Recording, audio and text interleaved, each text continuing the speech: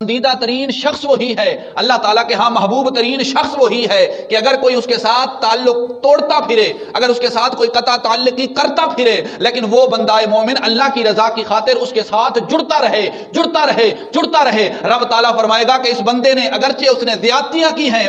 پیش آنے والے بندے نے، لیکن اس بندے نے میری رضا کی خاطر اس کے ساتھ رشتہ نبھایا ہے، اس کے ساتھ صلہ رحمی کی ہے، قطع تعلقی نہیں کی۔ رب تعالیٰ فرمائے گا کہ میرے بندے تو کتنا پیارا تھا مجھے، تو کتنا عزیز تھا مجھے، تو نے میرے اتنے حکم پر عمل کیا ہے، میں رب ہو کر حکم فرماتا ہوں میں نے تیری ساری خطاؤں کو معاف فرما دیا۔ اللہ تعالیٰ کے نبی نے فرمایا کہ جو اپنے رشتوں کو توڑتا ہے وہ اپنے لیے خود ہی قبر کا عذاب بھی ڈھونڈ رہا ہے، جہنم کا عذاب بھی ڈھونڈ رہا ہے۔ اگر جنت اور قبر میں راحت چاہتے ہو تو پھر رشتوں کو صحیح طریقے سے نبھاؤ، لوگوں کے ساتھ صلہ رحمی کرو۔ اسلام کا توازن یہی ہے، اسلام کی جو ہے بقا اسی کے اندر ہے، اسلام کا حسن اسی کے اندر ہے، اسلام کی خوبصورتی اسی کے اندر ہے کہ ہم دوسرے مسلمان بھائیوں کے ساتھ صحیح طریقے کے ساتھ پینے والا ہے۔ پھر ہر ایک اس بندے کے ساتھ ہماری عقیدت ہونی چاہیے، اس لیے ہونی چاہیے کہ ہماری نظریں مرکز پر ہونی چاہیے کہ یہ محمد رسول اللہ کا بھی غلام ہے، یہ اہل بیت کا بھی غلام ہے، اور یہ صحابہ کرام کا بھی غلام ہے۔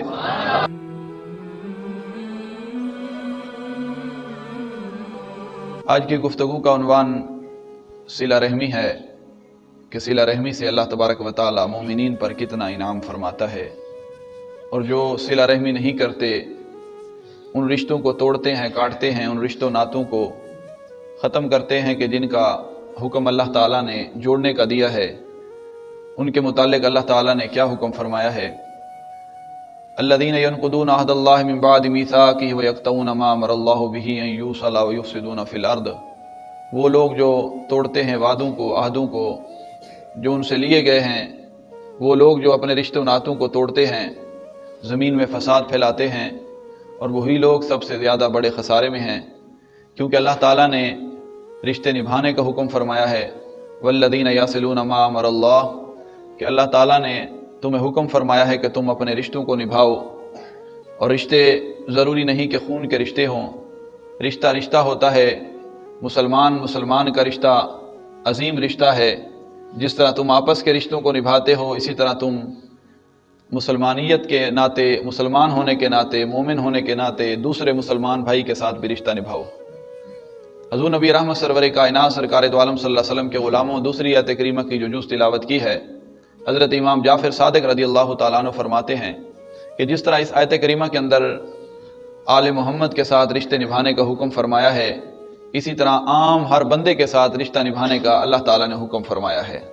چاہے کوئی عام ہے چاہے کوئی خاص ہے، ہر ایک کے ساتھ یہ حکم ہے کہ تم اپنے رشتوں کو نبھاؤ، اپنے رشتوں کے ساتھ صحیح طریقے سے لوگوں کے ساتھ پیش آؤ، مسلمان بھائیوں کے ساتھ۔ ضروری نہیں ہے کہ کوئی مسلمان امیر ہو تو اس کے ساتھ رشتہ نبھایا جائے، مال و دولت کا مالک، زر کا مالک، گاڑی بنگلے کا مالک، جائیداد کا مالک، اس کے ساتھ رشتہ نبھایا جائے۔ مزہ تو تب ہے کہ جب انسان کسی غریب کے ساتھ رشتہ نبھاتا ہے، مزہ تو تب ہے کسی غریب کے ساتھ انسان صلہ رحمی فرماتا ہے۔ کل بروز قیامت کچھ لوگ ایسے ہوں گے جنہیں جہنم کی طرف دھکیلا جا رہا ہوگا، تو رب تعالیٰ کی طرف سے آواز آئے گی، میرے فرشتوں رک جاؤ، ایک بندہ ایسا بھی ہے کہ جس نے ان جہنم میں جانے والوں کی سفارش کی ہے۔ تو اللہ تعالیٰ کے نبی علیہ الصلوۃ والسلام نے فرمایا تو پھر ان جہنم میں جانے والوں کو روک دیا جائے گا، پوچھا جائے گا وہ کون ہے جس نے ان کی سفارش کی ہے کہ انہیں جنت میں داخل کیا جائے؟ پھر جواب ملے گا کہ یہ وہ بندہ ہے کہ دنیا کے اندر اس نے کسی غریب کے ساتھ صلہ رحمی کی تھی، کسی غریب کے ساتھ اس نے رشتہ ناتا نبھایا تھا، تعلق کو پورا کیا تھا، اللہ کی رضا کی خاطر اس کا کوئی بھی اس کے اندر مطلب پرستی نہیں تھی، کوئی بھی مفاد پرستی نہیں تھی، کسی قسم کا کوئی لالچ نہیں تھا، کسی قسم کا کوئی دنیاوی طمع نہیں تھا، بلکہ خالص اللہ کی رضا کی خاطر اس نے اس رشتے کو نبھایا تھا، اس غریب کے ہمدردی کے ساتھ دو بول بولے تھے، اس غریب کے ساتھ ہمدردی کی تھی، جہاں تک اس کی ضرورت پڑی تھی اس نے اس رشتے کو نبھایا تھا۔ مالک و مولا آج وہی بندہ اس بندے کی سفارش کر رہا ہے کہ اس نے تیری رضا کی خاطر اس رشتے کو نبھایا تھا۔ مالک و مولا اگر وہ میری ادا پسند آئی ہے، اس کا وہ نبھانا پسند آیا ہے، تو مالک و مولا میں غریب تھا، اس نے میرے ساتھ مکمل طور پر رشتہ ناتا نبھایا تھا، میں تیری بارگاہ میں عرض کرتا ہوں، سفارش کرتا ہوں مالک و مولا اس کو تو جنت کے اندر داخل فرما دے، بے شک تو نے اس پر جہنم واجب کر دی ہے، لیکن مالک و مولا تو کریم ہے، تو رحیم ہے، تو غفور الرحیم ہے، تو علی کل شیء قدیر ہے، مالک و مولا میں سفارش کرتا ہوں اگر اس کی وہ نیکی تجھے قبول تھی تو آج اس نیکی کے صدقے اسے جنت میں داخل فرما دے۔ رب تعالیٰ فرمائے گا کہ بے شک میرے بندے اس نے کتنا بڑا کرم کیا تھا، اتنے کتنی بڑی نوازشات کی تھی کہ میری رضا کی خاطر فلاں کے ساتھ اچھے طریقے سے پیش آیا تھا، اچھا برتاؤ کیا تھا، میں رب ہو کر حکم فرماتا ہوں جس کو جہنم میں داخل کیے جانے والا تھا میں رب ہو کر حکم فرماتا ہوں اسے جنت میں داخل فرما دو۔ جی رشتے ناتوں کو نبھانا یہ مسلمان کا طریقہ ہے۔ اللہ تعالیٰ نے مسلمان کو حکم فرمایا ہے رشتے ناتے تعلق کو نبھانا ہے۔ آج ہم سفید خون ہو چکا ہے، آج بھائی بھائی کا دشمن بنا ہوا ہے۔ کیسی زندگی ہے یار ہماری، کیسے ہم مسلمان ہیں، کیسے ہم کلمہ گو ہیں، کیسے ہم ایمان والے ہیں۔ مسلمان تو وہ ہے، اللہ تعالیٰ کے نبی نے فرمایا کہ اگر کوئی بندہ رشتہ داری کو پورے طریقے صحیح طریقے سے نبھاتا ہے، اللہ تعالیٰ کے نبی نے فرمایا اللہ تبارک و تعالیٰ اس کے پورے گھر پر اپنی برکتیں اور رحمتیں نازل فرماتا ہے، اس کے پورے گھر پر برکتیں اور رحمتیں نازل فرماتا ہے۔ آج ہم انا میں آ چکے ہیں کہ میرے بھائی نے مجھے ایسے کیوں کہا تھا، میری بھابھی نے مجھے ایسے کیوں کہا تھا، مجھے فلاں دوست نے ایسے کیوں کہا تھا، میرے فلاں پڑوسی نے میری نالی کیوں بند کی تھی، میرے ساتھ ایسا معاملہ کیوں کیا تھا۔ بھائی اللہ تعالیٰ کے نبی نے فرمایا کہ تم میں سے پسندیدہ ترین شخص وہی ہے، اللہ تعالیٰ کے ہاں محبوب ترین شخص وہی ہے کہ اگر کوئی اس کے ساتھ تعلق توڑتا پھرے، اگر اس کے ساتھ کوئی قطع تعلقی کرتا پھرے، لیکن وہ بندہ مومن اللہ کی رضا کی خاطر اس کے ساتھ جڑتا رہے۔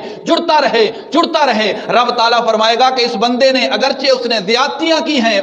پیش آنے والے بندے نے، لیکن اس بندے نے میری رضا کی خاطر اس کے ساتھ رشتہ نبھایا ہے، اس کے ساتھ صلہ رحمی کی ہے، قطع تعلقی نہیں کی۔ رب تعالیٰ فرمائے گا کہ میرے بندے تو کتنا پیارا تھا مجھے، تو کتنا عزیز تھا مجھے، تو نے میرے اتنے حکم پر عمل کیا ہے، میں رب ہو کر حکم فرماتا ہوں میں نے تیری ساری خطاؤں کو معاف فرما دیا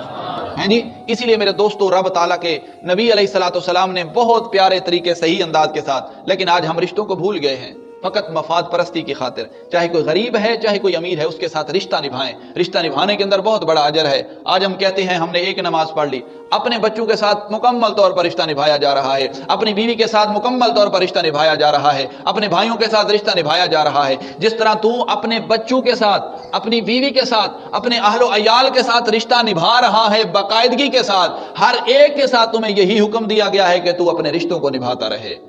والدین فوت ہو گئے، والدین زندہ ہیں، ہر ایک صورت میں والدین کے دوست ہیں، اعزا قارب ہیں، ان کے قریبی ہیں، بعیدی ہیں، جو کوئی بھی ہے، جیسا تعلق والدین کا تھا ویسا تعلق تیرا ہونا چاہیے، ویسے ہی تیری محبت ہونی چاہیے۔ وہ جمعے پر بھی میں آپ کو عرض کر رہا تھا کہ حضور علیہ السلام کے پاس وہ بڑھیا جو عورت آئی تو پوچھا گیا، حضرت اماں عائشہ صدیقہ نے پوچھا کہ یا رسول اللہ صلی اللہ علیہ وسلم یہ آنے والی کون تھی، بڑی عزت سے نوازا۔ اللہ کے نبی نے فرمایا عائشہ تو نہیں جانتی، آپ کی آنکھوں سے، اللہ کے نبی کی آنکھوں سے، چشمان مبارک سے آنسو بہے۔ آپ فرماتے ہیں کہ عائشہ تو کیا نہیں جانتی کہ یہ وہ بڑھیا ہے کہ جو میری ختیجہ کی دوست تھی، میری ختیجہ اس کے ساتھ بڑا پیار کرتی تھی، بڑا اسے نوازتی تھی، بڑی اس کی عزت کرتی تھی، آج میں محمد بھی اسی پر عمل کرتا ہوا ختیجہ کی دوست کے ساتھ بھی میں محبت سے پیش آ رہا ہوں۔ تو یہ ہے اسلام، یہ ہے دین، جس چیز کو اللہ تعالیٰ نے ہمیں حکم دیا ہے۔ یہ نہیں ہے کہ ایک دن ہماری کچھ ہو، دوسرا دن ہمارا کچھ ہو، تیسرا دن ہمارا کچھ ہو۔ حضرت عثمان غنی رضی اللہ تعالیٰ عنہ آپ فرماتے ہیں کہ جس دن سے میں نے اللہ کے نبی کے ہاتھ میں ہاتھ دیے ہیں، پھر اس دن سے میں نے دایاں ہاتھ کبھی اپنی شرمگاہ کو نہیں لگایا۔ آپ فرماتے ہیں کہ رشتہ نبھانا اسے کہتے ہیں۔ ہم کیسے رشتے نبھاتے ہیں؟ ایک دن کا رشتہ نبھا لیا ہم احسان لگا لیتے ہیں، بھائی میں تو تیرے پاس آیا تھا تو ملا ہی نہیں ہے، بس آج کے بعد میں تیرے پاس نہیں آؤں گا۔ اگر نہیں آیا تو ملا نہیں ہے تو تم دوبارہ جا اس کے پاس، اگر وہ ناراض ہے اسے منا تم۔ اصل جو اصول ہے وہ یہی ہے، ہمارا یہ تو کوئی اصول نہیں ہے کہ ہم اپنے رشتوں کو توڑتے رہیں۔ اللہ تعالیٰ کے نبی نے فرمایا کہ جو اپنے رشتوں کو توڑتا ہے وہ اپنے لیے خود ہی قبر کا عذاب بھی ڈھونڈ رہا ہے، جہنم کا عذاب بھی ڈھونڈ رہا ہے۔ اگر جنت اور قبر میں راحت چاہتے ہو تو پھر رشتوں کو صحیح طریقے سے نبھاؤ، لوگوں کے ساتھ صلہ رحمی کرو۔ اسلام کا توازن یہی ہے، اسلام کی جو ہے بقا اسی کے اندر ہے، اسلام کا حسن اسی کے اندر ہے، اسلام کی خوبصورتی اسی کے اندر ہے کہ ہم دوسرے مسلمان بھائیوں کے ساتھ صحیح طریقے کے ساتھ پیش آئیں۔ اللہ تبارک و تعالیٰ سے دعا ہے کہ اللہ تبارک و تعالیٰ ہم سب کو صلہ رحمی کے ساتھ رہتے ہوئے عمل کرنے کی توفیق عطا فرمائے۔ سب سے بڑی بات جو میں آپ کو آخری بات گزارش کرنا چاہتا ہوں یہ ہے کہ ہر ایک کو اپنے سے بہتر سمجھے، ہر ایک کو اپنے سے اچھا سمجھے، چاہے جتنا ہی گناہ گار کیوں نہیں ہے۔ ہو سکتا ہے کہ اللہ تعالیٰ کے ہاں